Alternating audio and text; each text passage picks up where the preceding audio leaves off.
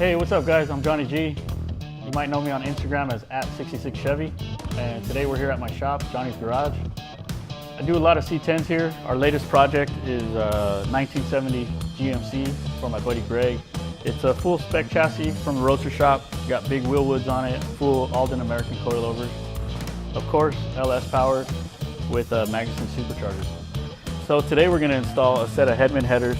They feature a thick flange, it's a full stainless header, it's mid-length, so there's plenty of ground clearance. They feature a 1.75 inch primary tubes, so this LS will breathe real easy. The other thing I like is they come with mounting hardware, gaskets, and flanges. Makes installation a breeze. So we just finished our installation of the Hedman headers. Clearance is perfect, fit finish is perfect. Whether you're building a small block Chevy, big block Chevy, or doing an LS, Hedman Headers has a header for you.